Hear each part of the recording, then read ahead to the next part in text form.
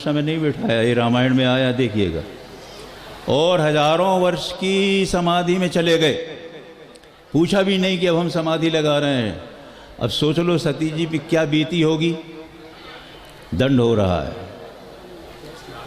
कालांतर में अब भागवत जी का प्रसंग आता है कि दक्ष प्रजापति को जब प्रजापति पद मिला तो उसने यज्ञ किया। यज्ञ में समस्त देवताओं को, ऋषियों को, सबको बुलाया। उस प्रसंग में भगवान शंकर भी गए। भाई हमारे ससुर यज्ञ कर रहे हैं, जाएंगे। गए, पर जैसे हम लोग अपनी आदत नहीं छोड़ पाते ना, ऐसे वहाँ भी भगवान शंकर अपनी आदत नहीं छोड़ पाए।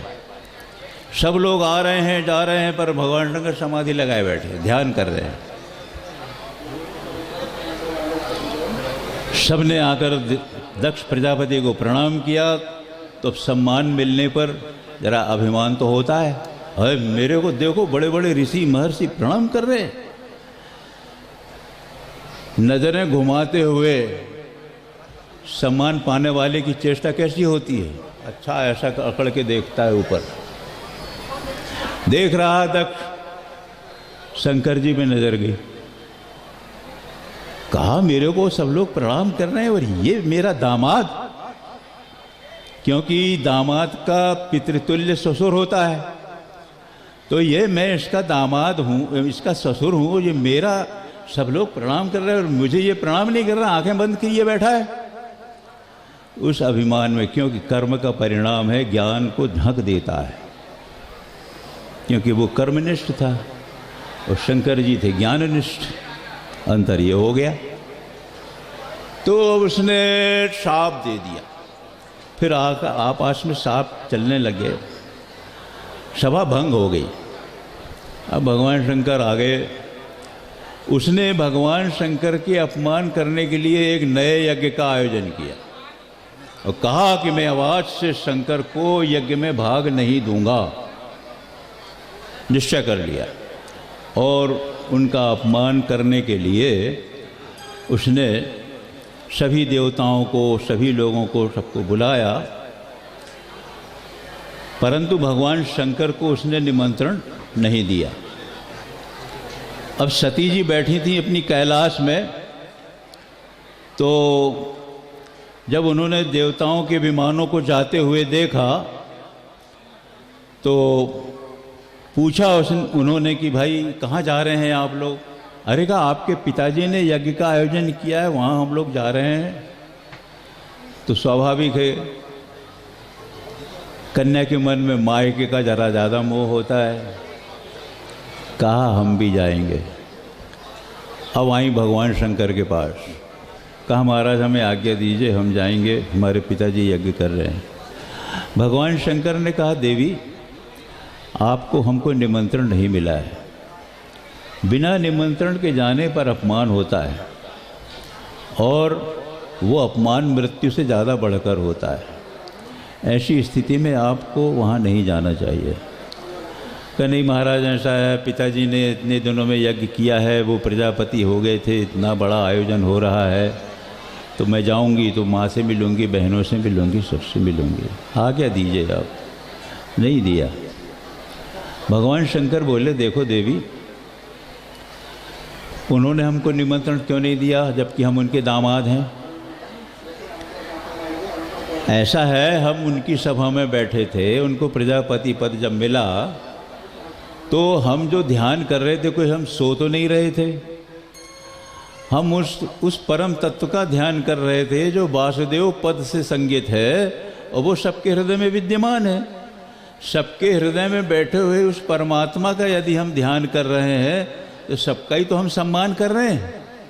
हम स्थूल शरीर से ऊपर उठ करके उस परम तत्व को जो सबके हृदय में बैठा हुआ है, जिसके द्वारा धड़कन हो रही है, उसके ध्यान में हम बैठे हुए थे। तो हमको उन्होंने अपराध समझ लिया और हमारा अपमान किया, शाप किया। इसलिए ऐसी स्थिति में हम वहाँ अभी नहीं जाएंगे और आपको भी नहीं जाना चाहिए। परंतु वहाँ वो मानी नहीं, जाएंगे। अच्छा तो ठीक है, आप जा रही हैं। तो उन्होंने गणों को लगा दिया।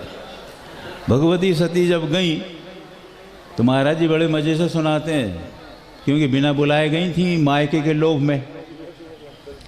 कुछ भी हो, घर की एक गृहिणी जो है मायके की निंदा नहीं सुन सकती। कहे कि जरा आपको पूछता कौन यदि मैं ना आती तो, ये कहती है। तो भगवती सती के जब गई तो माँ ने तो प्रेम से बोला, और दक्ष ने ऐसा मुंह फेर लिया कि आ गई ये ढोंगी के पास से। और बहनें कह रही थी देख कितनी बेशरम है, अपमान हुआ है तो भी आ गई। इस तरह के मिश्रित सम्मान, अपमान और उपेक्षाओं का सामना सती जी को करना पड़ा। जब उन्होंने देखा, ऋषियों से जब उन्होंने मंत्र भाग सुना और जब देखा कि शिव का भाग इसमें नहीं है, क्रोध में आई और उन्होंने कहा दक्ष, अब मैं तेरे द्वारा दिए हुए इस दक्ष शरीर को, जो मुझे शिव दाक्षायणी कहते हैं, मैं नहीं रखूंगी, भस्म कर दूंगी। सब सहम गए। भगवती सती ने वहां कर्म का आवेश, कर्म का आवरण टूट गया इस अपमान से और इस उपेक्षा से। अब सती जी का शैव रूप उत्पन्न हुआ और उन्होंने, क्योंकि पति शंकर जी को ब्याही गई थी, उनका धर्म था, योगाग्नि से अपने शरीर को भस्म कर दिया, जला दिया।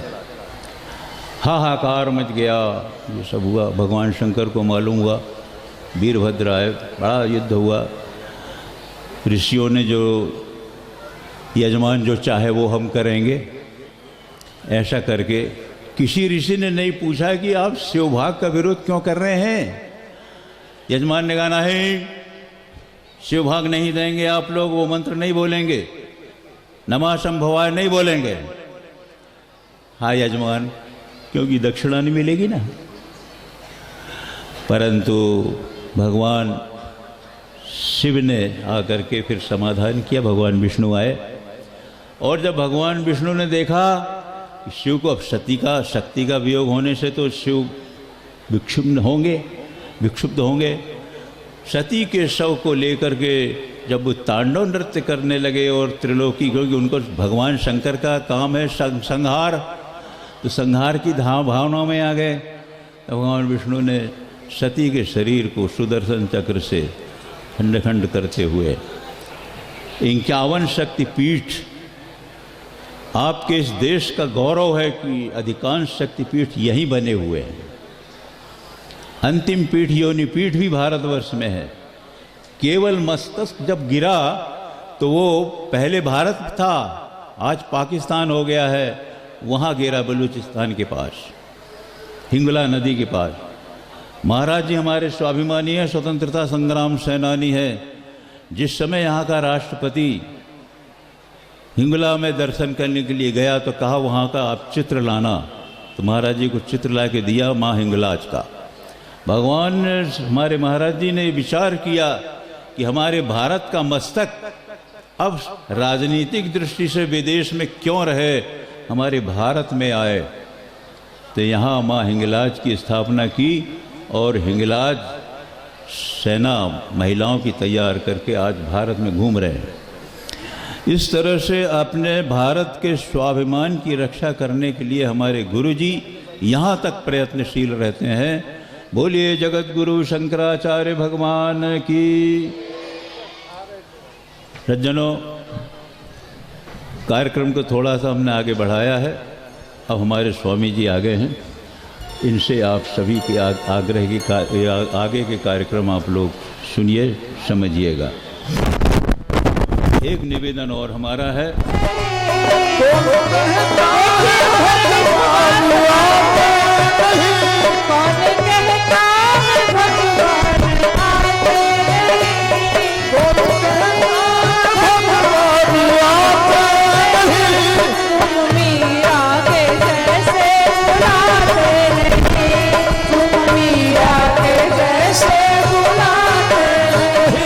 अच्युतम केशवम कृष्ण दामोदरम कहते हैं राजा सत्यव्रत जब सूर्यार्घ देने के लिए जल अंजलि में लेते हैं तो उसमें एक मछली आ जाती है और जैसे ही जल को उठा करके पुनः जल में प्रवाहित करने जाना चाहते हैं वैसे ही वो मछली बोल उठती है कि बड़ी बड़ी मछलियां हैं, अगर आप हमको छोड़ देंगे तो वो हमको खा जाएंगी, हमारी रक्षा करिए। और फिर जानते हैं आप, राजा कमंडलू में वो जल रख देते हैं मछली के साथ और थोड़ी देर में वो मछली बढ़ जाती है, कमंडल की जगह उसको छोटी पड़ जाती है।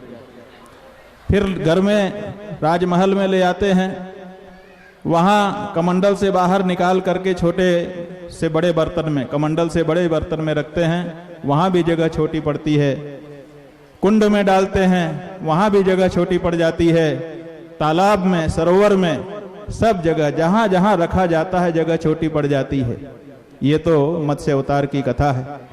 हमारे गुरुजी तो साक्षात नारायण हैं और नारायण के ही ये सब अवतार हैं। प्यारे सुनील शर्मा जी और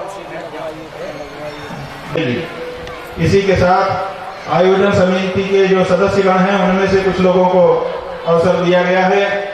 उनके नाम है सिवनी से श्री संजय भारद्वाज जी, सिवनी से ही श्री संजय बघेल जी, श्री माधव सिंह जी, सुदर्शन बघेल जी, अंबिका साहू बखारी से श्री मनीष सिंह जी। जगदम्बिकायै नमः। ओम विश्वेशं माधवं सत्यं चन्द्रपाणिं च भैरवं वन्दे काशीं गुहां गंगां भवानीं मणिकर्णिकाम्। श्रीमज्जगद्गुरवे नमो नमः। अद्य शुभपुण्यतिथौ आरब्धेऽस्मिन् श्रीमद्भागवत सप्ताह पारायण ज्ञान यज्ञाख्ये कर्मणि समागतानां सर्वेषां सपरिवाराणां नानागोत्राणां जनानाम् अभ्युदय सिद्ध्यर्थं पादुका पूजनमहं करिष्यामहे। ओम गुरुर्मा गुरुर्विष्णुः गुरुर्देवो महेश्वरः गुरुः साक्षात् परं ब्रह्म तस्मै श्री गुरुवे नमः। श्रुतिस्मृतिपुराणानाम् आलयं करुणालयं पुष्पाणि पूजार्थं प्रतिगृह्यताम्। पुष्पाणि पुष्पमालां धारयामि। बोलिए जगद्गुरु शंकराचार्य भगवान की, ज्योतिष पीठाधीश्वर महाराज की, द्वारका शारदा पीठाधीश्वर महाराज की, जगदम्बा महारानी की, गुरु रत्नेश्वर भगवान की। धूपमाग्रापयामि प्रत्यक्ष दीपं प्रदर्शयामि। नैवेद्यार्थे नानाविधं नैवेद्यं निवेदयामि। कृतायाः पूजायाः तात्पुण्यार्थे द्रव्यदक्षिणां समर्पयामि। कर्पूर नीराजनम करिष्ये। आप लोग भी सभी वहीं से बोलिए। कर्पूर गौरम करुणावतारम संसार सारम भुजगेन्द्रहारम सदा वसंतम हृदयारविंदे भवं भवानी सहितं नमामि। मंदारमाला तुलितालकायै कपालमालांकितशेखराय राजोपचारार्थे उष्णीशं और कवितं सहितं समर्पयामि नमः। करतल ध्वनि से स्वागत कीजिए। आप सबकी तरफ से ये माला पहनाई जा रही है।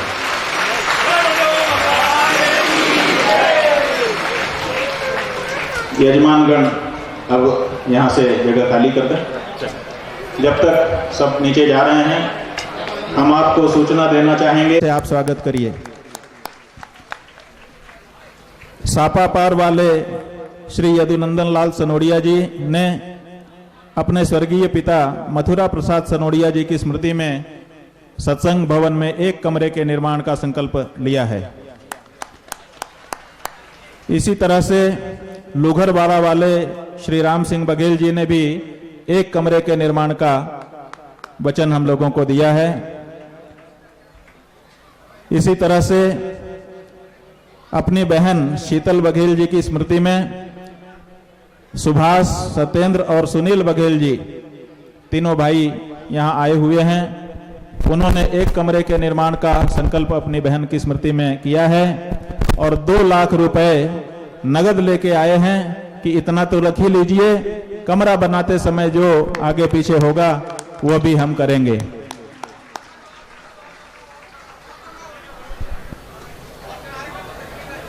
आपके बगल में लखनादौन क्षेत्र है, वहां के विधायक श्री योगेंद्र सिंह बघेल, बाबा जी जिनको आप कहते हैं, उन्होंने टेलीफोन करके हमसे कहा कि स्वामी जी हम अभी सत्र चलने के कारण आ तो नहीं पा रहे हैं, लेकिन ये शुभ कार्य होने जा रहा है जिसमें सबको सहभागी बनना चाहिए।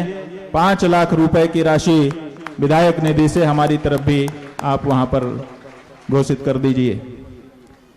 आपके क्षेत्र के विधायक सिवनी के श्री दिनेश राय मुनमुन जी भी अभी आए थे, रास्ते में हमको मिले। हमने कहा कि यह कार्य हो रहा है। उन्होंने कहा 20 लाख रुपए की राशि सभा भवन के निर्माण के लिए हमारी तरफ से आज उद्घोषित कर दी जाए। अभी मैं जा रहा हूं सत्र के लिए, 2 दिन बाद आकर के महाराज श्री के चरणों में पुनः उपस्थित होऊंगा। ये कुछ लोगों ने जो घोषणाएं की थी आपके सामने हमने रखी। अब अवसर है महाराज श्री के आशीर्वचन का। शांति सब लोग बनाएं। परम पूज्य महाराज श्री ज्योतिष पीठ बदरिकाश्रम हिमालय ज्योतिष पीठ के शंकराचार्य जी महाराज हैं, और आपको पता है आचार्य जी ने उस दिन महात्म्य में सुनाया था कि जब भक्ति ज्ञान और वैराग्य को लेकर के दुखी दिखाई दी तो नारद जी उनके पास आए थे। नारद जी ने उनको स्वस्थ करना चाहा, लेकिन स्वस्थ कर नहीं सके, तो उनके मन में चिंता व्याप्त हो गई। चिंता व्याप्त होने पर उन्होंने पर्याप्त पर्यटन किया कि कहीं से कोई उपाय मिले, लेकिन जब कोई उपाय नहीं मिला तो वो बद्री वन की ओर गए। भागवत जी में लिखा है, ततः चिंतातुरस्सोथ बदरी वनमागतः। वो बद्रीनाथ गए, क्योंकि दुखों की निवृत्ति का उपाय बद्रीनाथ से मिलता है, और वहीं से परम पूज्य महाराज श्री यहाँ पर आए। नारद जी को जब बद्रीनाथ गए तो सनकादि मिले, सनंदन सनत कुमार आदि चारों भाई, और उनसे प्रार्थना की तो उन्होंने कहा कि भागवत का श्रवण हम करा देंगे। तो वो बद्रीनाथ से नीचे उतर करके हरिद्वार आए। गंगा द्वार समीपे तो तटमानंद नामकम यत् समीपस्थ जीवा नाम वैरम चेतसी न स्थितम। गंगा द्वार के समीप आनंद नाम का तट था। वहीं पर सनत कुमारादिक ने बद्रीनाथ जी से आकर के नारद जी को भागवत की कथा, सप्ताह कथा पहली बार सुनाई थी। बंधुओं, ये भी गंगा द्वार है। वहां भागीरथी गंगा थी, तो यहां पर बैन गंगा है। और आपको आनंद आ ही रहा है। ये जो बैन गंगा का तट है, यहां आनंद बरस रहा है, इसलिए तटम आनंद नामकम, इस तट का भी नाम आनंद तट पड़ गया है। बद्रीनाथ से आकर के महाराज श्री विराजमान होकर के कथा सुना रहे हैं। ऐसी दुर्लभ कथा कहां सुनने को मिलेगी, इसलिए अपने चित्त को स्थिर कर लीजिए। और बीच में जैसा कि कल हमने बताया था, मोबाइल ऑफ कर दीजिए। बहुत बड़ा व्यवधान मोबाइल के द्वारा होता है। आप सोचते हैं कि हम मन लगाएं तब तक घंटी बजने लगती है। कुछ लोग सोचते हैं वाइब्रेटर पर रख दें, तो वो भी जब गुड़गुड़ाने लगता है तो फिर निकालना ही पड़ता है आपको। तो इसलिए थोड़ी देर के लिए मोबाइल को ऑफ कर दीजिए, चित्त को एकाग्र कर लीजिए। ये क्षण ऐतिहासिक हैं, दोबारा मिलने वाले नहीं हैं। जो नहीं इन क्षणों का आनंद लेगा वो पछताता रहेगा। इसलिए शांत हो जाइए। अब परम पूज्य महाराज श्री की बिरुदावली का वाचन होगा, और उसके तुरंत बाद महाराज श्री की कृपा अमृत वर्षा हम सभी के ऊपर गिरेगी। हम सभी आप्लावित होंगे, हम आह्लादित होंगे। आज बिरुदावली के वाचन के लिए हमारे प्रिय गुरु भाई ब्रह्मचारी ब्रह्म विद्यानंद जी को हम आमंत्रित कर रहे हैं। माइक की आवाज़ बाहर तक भी आप खोल दें। जितने लोग यहाँ हैं इतने ही बाहर भी हैं। गुरु रत्नेश्वर महाराज बहुत सिद्ध देवता हैं, अहरनिश दर्शन दे रहे हैं और अपने चल विग्रह का भी दर्शन उन्होंने उपस्थित किया है। और सिर्फ दर्शन ही नहीं, उनकी अमृतवाणी का भी लाभ हम लोग यहाँ अब ले रहे हैं। ओम नारायण समारंभाम शंकराचार्य मध्यमाम अस्मदाचार्य पर्यंताम वंदे गुरु परंपराम श्रीमत्परमहंस परिव्राजकाचार्य वर्याः पदवाक्य प्रमाण पारावार पारिणाः यम नियमासन प्राणायाम प्रत्याहार धारणा ध्यान समाध्यष्टांग योगानुष्ठान निष्ठाः तपश्चर्या चरण चक्रवर्तिनः अनादि गुरु परंपरा प्राप्त वैदिक धर्म प्रचारण परायणाः सकल दर्शन समन्वित वेद वेदांत सिद्धांत प्रतिपादकाचार्याः निगमागम सार हृदयाः सर्वतंत्र स्वतंत्राः अनंत श्री विभूषित जगद्गुरो श्रीमदाद्य शंकराचार्य भगवत्पाद स्थापित मर्यादा पोषण परायणाः परापर विद्या विद्योतितान्तःकरणाः अलकनंदा तीरवासिनः उत्तराम्नाय ज्योतिर्मठाधीश्वराः गोमती तीरवासिनः पश्चिमाम्नाय द्वारका शारदा पीठाधीश्वराः अनंत श्री विभूषित जगद्गुरु शंकराचार्य श्री स्वरूपानंद सरस्वती स्वामी वर्याः विजयन्ते तराम। धर्म की जय हो। आप थोड़ा देर के लिए वक्ता बन जाएं, वैसे तो श्रोता हैं। धर्म की जय हो। अधर्म का नाश हो। प्राणियों में सद्भावना हो। विश्व का कल्याण हो। गौ माता की जय हो। धर्म सम्राट जगतगुरु शंकराचार्य भगवान की जय हो। धर्म सम्राट ज्योतिष पीठाधीश्वर महाराज की जय हो। धर्म सम्राट द्वारका शारदा पीठाधीश्वर महाराज की जय हो। वृंदावन बिहारी लाल की हर हर महादेव। कर्ण कर्णपूर्णदिरीफा वलिकलित कठोरोद्दानदामाभिरामम् गिरिशगिरिसुताभ्यां लालितं नित्यमङ्के स्वजनभरणशीलं शीलये विघ्नराजम् योऽन्तःप्रविश्य मम वाचमिमां प्रसुप्तां सञ्जीवयत्यखिलशक्तिधरस्तदाम्ना अन्याचहस्तचरणश्रवणोत्तमादीन् नमो भगवते पुरुषाय तुभ्यं तद्दिव्यमव्यं धाम सारस्वतमुपास्महे यत्प्रसादात् प्रलीयन्ते मोहान्यतमसच्चटा श्रीराम जय राम जय जय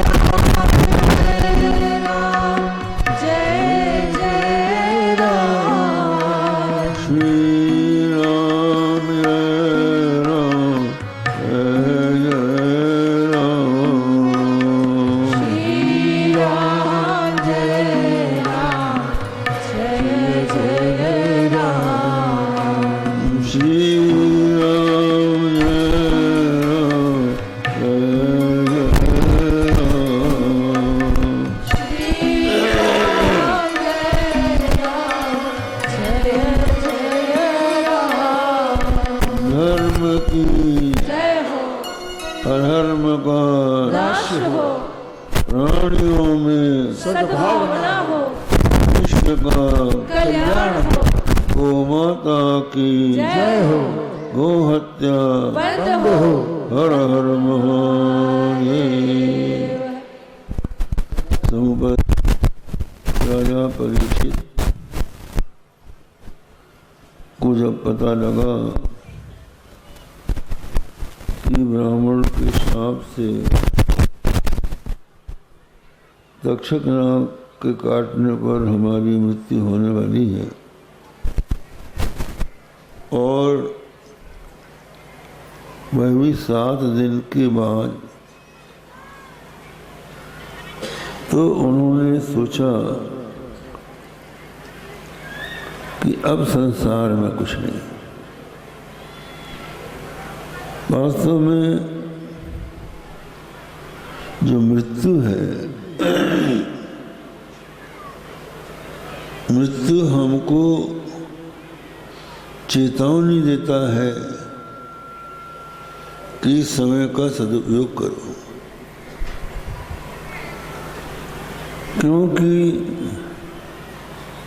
समय ऐसा है जिसके कारण मनुष्य को एक न एक दिन संसार से जाना पड़ता है। किंतु लोगों को इस बात का मन में विचार ही नहीं होता कि हमें अभी मरना पड़ेगा। महाभारत में एक प्रश्न आया है कि आश्चर्यम, आश्चर्य क्या है? तो उत्तर में कहा है अहन्यहन्य भूतानि गच्छन्ति यम मंदिरम शेषास्थमातुमिच्छन्ति किमाश्चर्य मत परम। रोज रोज लोग मर रहे हैं, लेकिन हम नहीं सोचते हैं कि हमारी मृत्यु होगी। हम सोचते हैं हम तो कभी मरेंगे ही नहीं।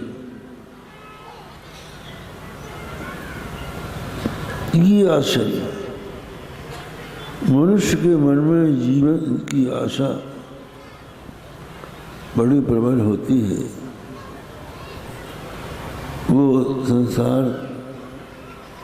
से नहीं जाना चाहता जहाँ ये संसार उसने बना रखा है।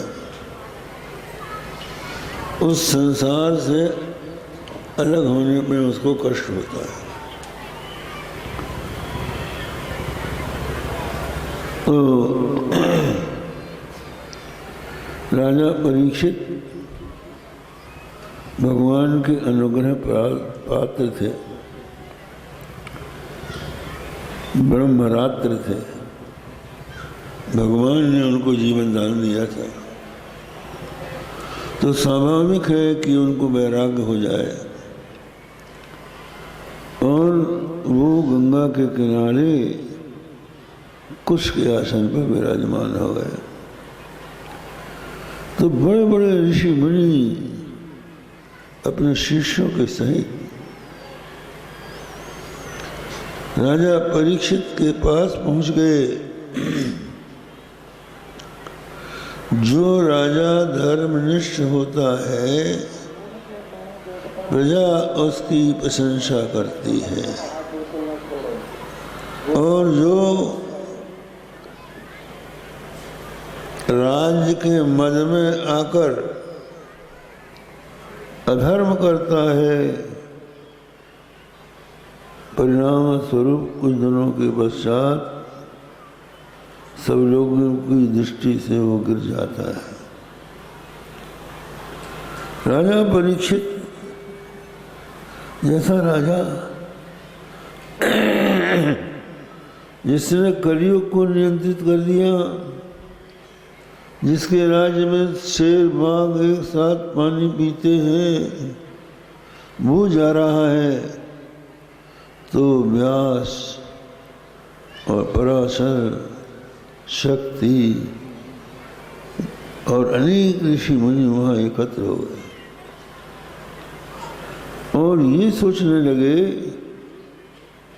कि इस राजा को नरक से कैसे बचाया जाए। ब्राह्मण का द्रोह करके जो मरता है, उनके शाप से जो मरता है, उसकी दुर्गति होती है। तो ऐसी स्थिति में इसको दुर्गति से बचाने के लिए कुछ सोचा जाए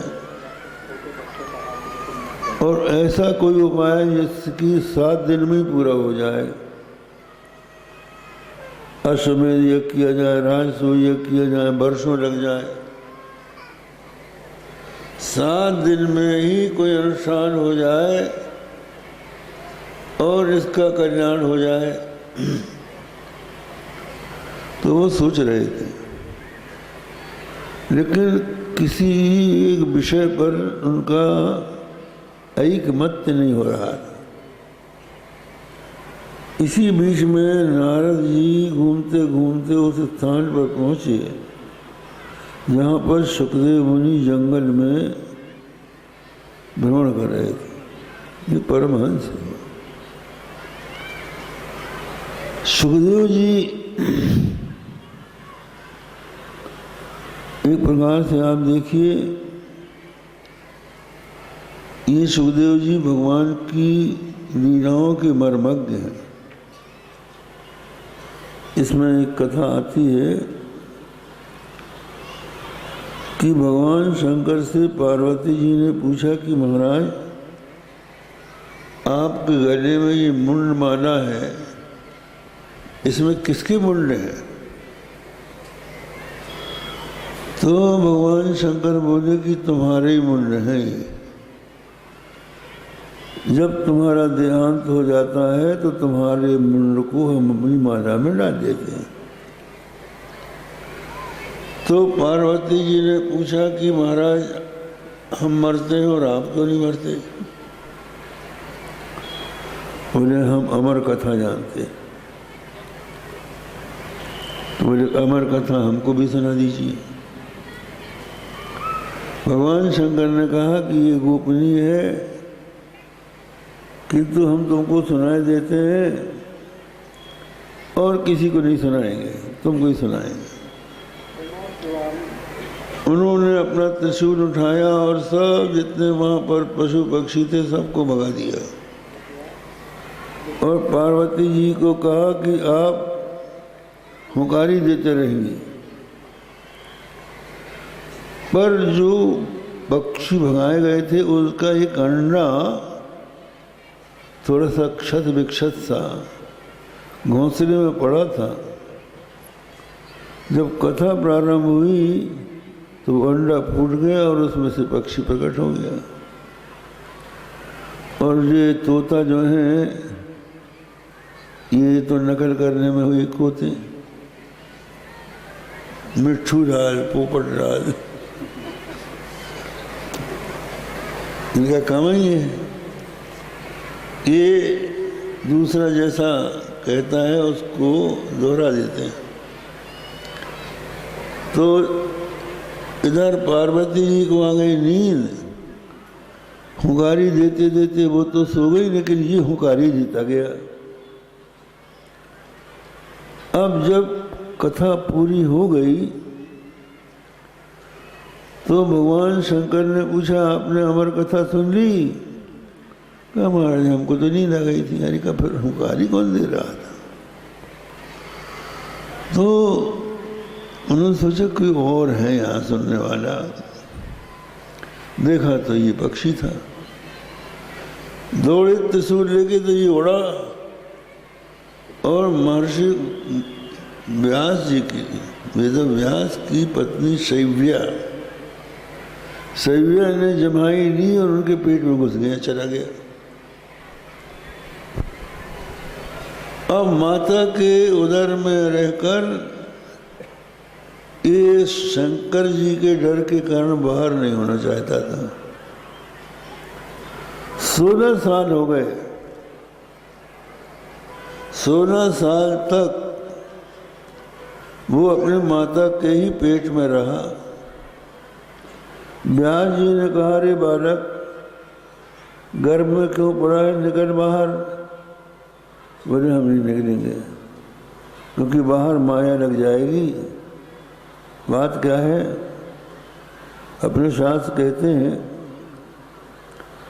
कि जब गर्भ का बालक 5 महीने का होता है तो वो उल्टा हो जाता है, इसलिए उसकी विपरीत करनी मुद्रा के कारण 100 जन्म की स्मृति हो जाती है।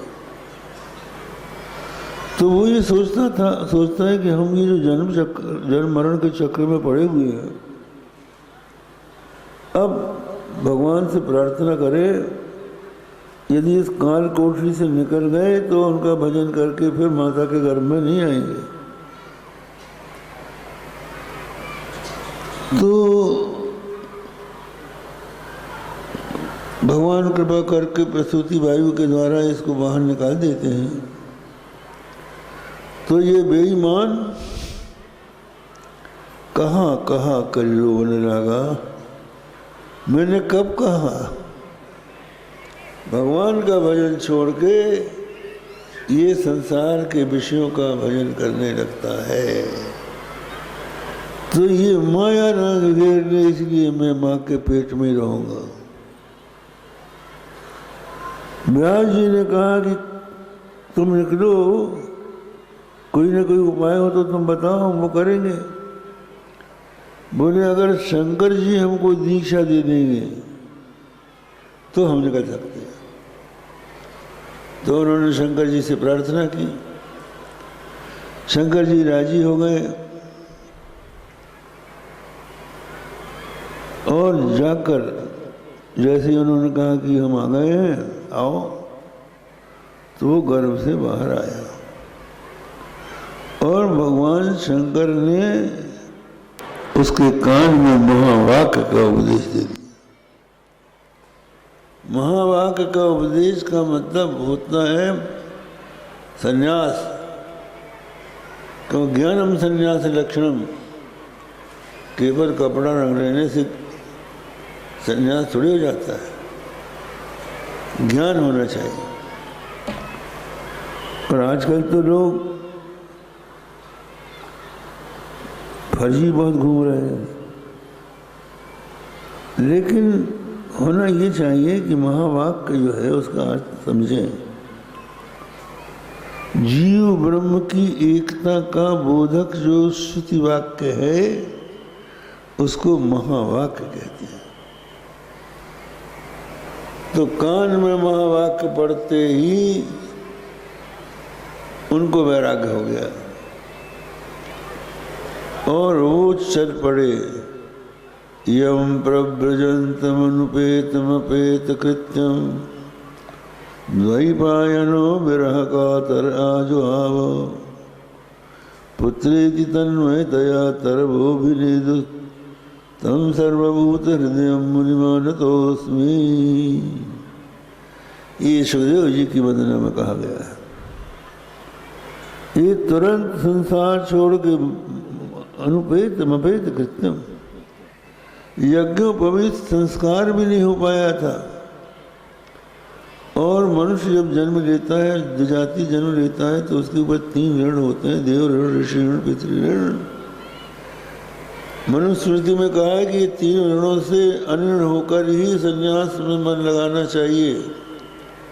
अपेत कृत्यम, कुछ करना नहीं। यम प्रव्रजंतम अनुपेतम अपेत कृत्यम, घर से निकलकर वन की ओर चल पड़े। महत्पदम ज्ञात्वा वृक्ष मूली बसे। कहा है कि महत्पद को जानने के बाद वृक्ष की जड़ में, पेड़ की जड़ में बैठे। वृक्ष मूल्य वृक्षेत, एक अर्थ तो है कि जंगल में चला जाए, और दूसरा अर्थ है वेद ही वृक्ष है और उस वेद वृक्ष का मूल ओंकार है। उस ओंकार में अपने आप को जान दे, उसके साथ एक भाव कर दे। तो अब जब वेदम व्यास जी हैं उन्होंने कहा कि 16 वर्ष के बाद बेटा हुआ और वो भी सन्यासी हो गया। मेरा कातुर आज हाँ पुत्र कहकर उनके पीछे पीछे चले। क्या विलक्षण बात है। सुखदेव जी 16 वर्ष के युवा, बहुत सुंदर श्यामल श्रीअंग। ये कोई आवश्यक नहीं है कि गोरा ही सुंदर होता है, सांवले भी सुंदर होते हैं। विशाल नेत्र, घुंघराले नेत्र और सारा अंग पुष्ट। उनके स्वरूप में बड़ी मोहकता थी। वो चले जा रहे हैं, रास्ते में कुछ देवांगनाएं सरोवर में नग्न नहा रही थी। वहाँ से सुखदेव जी निकल गए, उनको लज्जा नहीं आई। लेकिन जब उनके पीछे पीछे व्यास जी गए तो उन्होंने झट लज्जा से अपने वस्त्र धारण कर दिए। तो व्यास जी ने पूछा कि देवियों, मेरा युवा पुत्र यहाँ से निकल गया, तुमने लज्जा नहीं की। मुझ वृद्ध को देख के जो तुम्हारे पिता के समान है, तुम बस लज्जा करके वस्त्र पहन रही हो, क्या कारण है? उन्होंने कहा कि तुमको होश है कि कौन स्त्री कौन पुरुष है। उसको तो पता ही नहीं है कि क्या स्त्री होती है क्या पुरुष होती है। कोई झाड़ पेड़ से लज्जा थोड़ी करता है, जिसके अंदर होश होता है। तो व्यास जी को उन्होंने उत्तर नहीं दिया। सर्वभूत हृदय, सब प्राणियों में, यहाँ तक कि वृक्षों में, लताओं में भी जिनकी आत्मबुद्धि थी, ऐसे सुखदेव जी को उत्तर देने के लिए वो तैयार हो गए। उन्होंने कहा, हाँ पुत्र तू नहीं है, पुत्र ये नहीं है, पुत्र तू ही है। सुखदेव पुत्र नहीं है, व्यास पुत्र है। जो अज्ञानी है वही पुत्र होता है। ऐसे श्री सुखदेव जी महाराज वन में घूम रहे थे। नारद जी उनके पास गए, उन्होंने कहा कि सुखदेव जी, राजा परीक्षित को ब्राह्मण ने शाप दे दिया है, आप कृपा करके इसको श्रीमद् भागवत की कथा सुना दीजिए, अमर कथा सुना दीजिए, जिससे अमर हो जाए। आप देखिए, भागवत की कथा अमर कथा है, और देवताओं का जो अमृत है वो अमृत नहीं है। अमृत कहाँ है? किसी कवि ने कहा है, अब्धौ विधौ वधुमुखे फणिनाम निवासे स्वर्गे सुधा वसति नो विबुधा वदन्ति क्षारात् क्षयात् प्रतिमृतात् गर्रात् पतित्वात् कंठे सुधा वसति सा भगवज्जनानाम्। किसी ने कहा, अमृत की तलाश में बोला, पूछा किसी से कि भाई अमृत कहाँ है? तो उसने कहा कि समुद्र में अमृत है, क्योंकि समुद्र के मंथन से ही अमृत निकला था, अभी और भी होगा। दूसरा बोला, अब्धौ विधौ नहीं, वो चंद्रमा की किरणों में है। किसी सांसारिक प्राणी ने कहा कि नारी के अधर में है, और कोई बोला कि सर्प लोगों के लोक में अमृत चला गया है। अब्धौ विधौ वधुमुखे फणिनाम निवास है। और कुछ ने कहा कि स्वर्गे सुधा वसति नो विबुधा वदन्ति। कुछ लोग कहते हैं स्वर्ग में अमृत है, जिसको पीने से देवताओं को भूख प्यास नहीं लगती है, लेकिन बुद्धिमान पुरुष ने इसको काट दिया कि अगर समुद्र में अमृत होता तो वो खारा क्यों है, चंद्रमा में अमृत होता तो वो घटता बढ़ता क्यों है, अगर नारी के आधार में अमृत होता तो उसका पति जो मरता उसको अमर हो जाना चाहिए, और अगर नागलोक में अमृत होता तो वहाँ जहर कैसे है, स्वर्ग में अमृत है तो स्वर्ग में पुण्यों का समाप्त हो जाने पर पतन क्यों होता है, इसलिए यहाँ कहीं अमृत नहीं है। बोले फिर आप बताइए, बोले कंठे सदा बसति सा भगवत जनानाम, जो भगवान के भक्त हैं वो जो भगवान की कथा सुनाते हैं वो अमृत है, वो और कहीं नहीं मिलेगा। जहाँ भगवान की कथा होती, जहाँ सप्ताह होता है, वहाँ अमृत रहता है, क्योंकि अमृत, इस अमृत से काम नहीं बना। अमृत से काम तब बनेगा जब ज्ञान रूपी अमृत हो जाएगा, ज्ञान रूपी अमृत प्राप्त हो जाएगा। ज्ञानामृतेन तृप्तस्य कृतकृत्यस्य योगिनः नैवास्ति किंचित कर्तव्यम् अस्ति चेन्न न स तत्त्ववित्। तो सुखदेव जी बोले कि हमको राजाओं महाराजाओं से कोई प्रयोजन नहीं है, हम कहीं नहीं जाएंगे।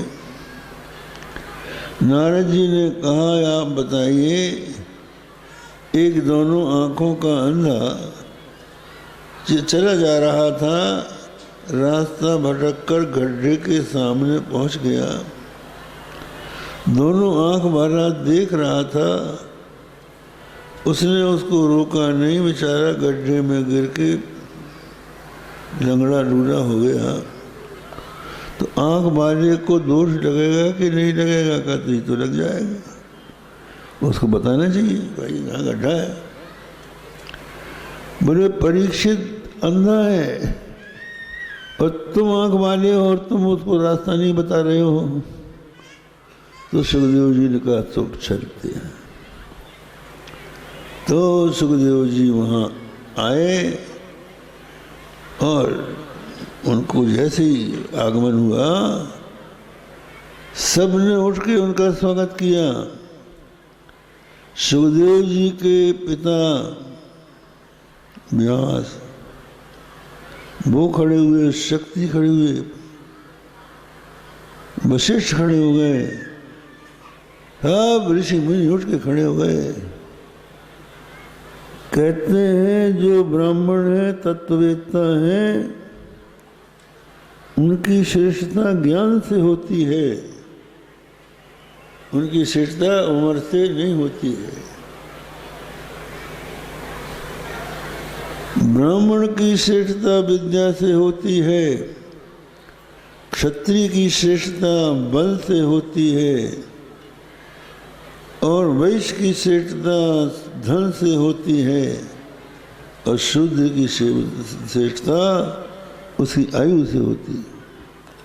जितनी अधिक आयु का शूद्र होगा वो उतना अनुभवी होगा। पंचायत होगी तो सबकी राय ली जाती है। अस्तु सुखदेव जी को सबसे अच्छे आसन में बैठाया गया और राजा ने उनको नमस्कार करके उनका अर्घ्यपाद्य से पूजन किया। कहा महाराज मैं समझता हूँ गर्भावस्था में जिन्होंने मेरी रक्षा की थी वही आपके रूप में आ गए हैं और अब मेरी मृत्यु सन्निकट है। आप बताइए मुझे क्या करना चाहिए, क्या सुनना चाहिए, क्या जप करना चाहिए, किसका ध्यान करना चाहिए। राजा परीक्षित के इस प्रश्न से प्रसन्न होकर सुखदेव जी उनको ये बताते हैं कि अगर अंत काल आ जाए, मृत्यु समीप आ जाए, तो गृहात् प्रव्रजितो धीरः, घर से विरक्त हो जाए और किसी पवित्र स्थान में जाकर वहाँ के तीर्थ में स्नान करके प्राणायाम का अभ्यास करें, प्राणों को नियंत्रित करें। प्राणायाम क्या है? अपनी जो श्वास चलती है इसको वश में करने के लिए योग शास्त्र में बताया गया है पूरक, कुंभक, रेचक के द्वारा इसका नियंत्रण करना चाहिए। श्वास को खींचने का नाम पूरक है, रोकने का नाम कुंभक है और छोड़ने का काम रेचक। और ये बताया गया 1, 4, 2 एक मंत्र से अगर श्वास लेता है तो 4 तक रोकना चाहिए और 2 में छोड़ना चाहिए। और कुंभक भी 2 प्रकार का होता है, एक आंतर कुंभक, एक बाह्य कुंभक। श्वास पूरी लेकर भीतर रोक लेना ये आंतर कुंभक है और पूरी श्वास बाहर करके बाहर ही रोक देना ये बाह्य कुंभक। तो प्राणायाम से प्राणों को जब नियंत्रित कर लेगा तो मन भी नियंत्रित हो जाएगा। जैसे कोड़े से घोड़ा बस में होता है, वैसे मन रूपी घोड़ा प्राणायाम रूपी कोड़े से बस में होता है। और वहाँ जाकर पहले भगवान के विराट रूप का ध्यान करके फिर अपने इष्ट देव का ध्यान करना चाहिए। इष्ट देव में जो भी आपका इष्ट देवता हो, हमारे यहाँ सनातन धर्म में आदि शंकराचार्य भगवान ने परमेश्वर की 6 रूप में उपासना बताई है। एक निर्गुण निराकार और 5 सगुण साकार। निर्गुण निराकार का तो समाधि में अभ्यास किया जाता है, मन को शांत निर्विकल्प कर लिया जाता है। और 5 सगुण साकार, उनमें शिव, शक्ति, गणेश, सूर्य और विष्णु, इनका 5 का उल्लेख। तो जो भगवान का स्वरूप अपने को अच्छा लगे और जो गुरु से मंत्र मिल जाए उसके अनुसार ध्यान करना चाहिए। थोड़ी देर भगवान का ध्यान करे और मंत्र जब गुरु के उपदेश के द्वारा करना चाहिए। पुस्तके लिखितान मंत्रान अवलोक जपेत यः सजीवन चांडालो मृतस्वाचा भविष्यति। पुस्तक में पढ़ के जो मंत्र जपता है वो जीवन में चांडाल होता, मरने के बाद कुत्ता होता है। लेकिन हम बताया करते हैं कि गुरु से मंत्र लो, लेकिन जिसका कोई गुरु ही ना हो और वो पढ़ के मंत्र देता हो वो नहीं चलेगा। जो परंपरा से जिसका गुरु उसका गुरु, परंपरा से जो ध्यान चला रहा, गुरु चला रहा है। हम लोग सन्यासी लोग गुरु परंपरा का स्मरण करते हैं। नारायणम पद्मभवम वशिष्ठम शक्तिं च तत्पुत्र पराशरं च व्यासम सुखम गौड़पदम महांतम गोविंद योगींद्र मतात शिष्यम तंतोटकम श्री शंकराचार्य मतात पद्मपादं च हस्तामलकं च शिष्यम तंतोटकम वार्तिककारमण्यान स्मद्गुरून् संततमानतोऽस्मि। नारायण, ब्रह्मा, शक्ति, पराशर, व्यास, सुख, गौड़पाद, गोविंद पादाचार्य और फिर उनके शिष्य सुखदेव, शंकराचार्य, और शंकराचार्य ने 4 पीठ बनाए। उत्तर में ज्योतिर्मठ, दक्षिण में श्रृंगेरी मठ, पूर्व में गोवर्धन मठ और पश्चिम में द्वारका शारदा मठ। ये 4 मठ बनाए हैं। उन प्राणों की भी परंपरा है। हम लोगों के यहाँ सब तालिका बनी हुई है किस मठ में कितने आचार्य अभी तक हो चुके। आजकल बहुत से लोग मान सम्मान देखकर सोचते हैं कि हम भी शंकराचार्य कहला दें, अखबार वालों से मिलजुल के छाप लेते हैं। तो ऐसे लोग भी कहने लगते हैं कि हम शंकराचार्य हैं, लेकिन जो अपने को शंकराचार्य कहता है वो शंकराचार्य नहीं होता है। जो परमात्मा के स्वरूप के साथ एकाकार हो गया है, जिसकी शरीर में आत्मबुद्धि नहीं है, भक्त लोग उसको शंकराचार्य कहते हैं, वो अपने को नहीं कहता।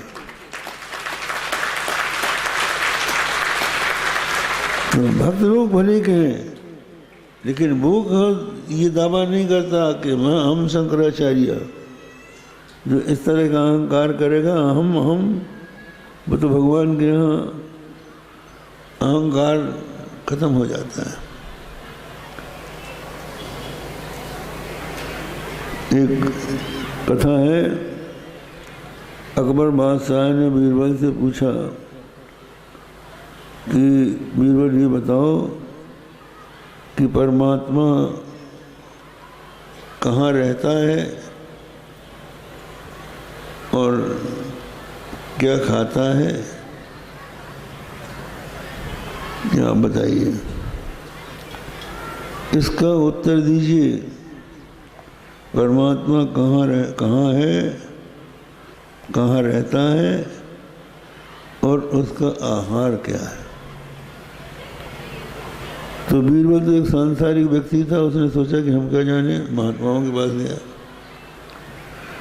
महात्मा ने कहा कि हम आपको सभा में इसका उत्तर सुना देंगे, महात्मा के रूप में आएंगे, किसान के रूप में आएंगे। तो किसान बन के एक महात्मा आए, तो बीरबल ने कहा कि ये किसान है, हमारे यहाँ हिंदू धर्म में एक किसान भी आपके उत्तर दे सकता है। अकबर ने पूछा कि अच्छा महाराज बताइए, परमात्मा कहाँ रहता है, क्या करता है और क्या खाता है। तो महात्मा के रूप में, जो किसान के रूप में महात्मा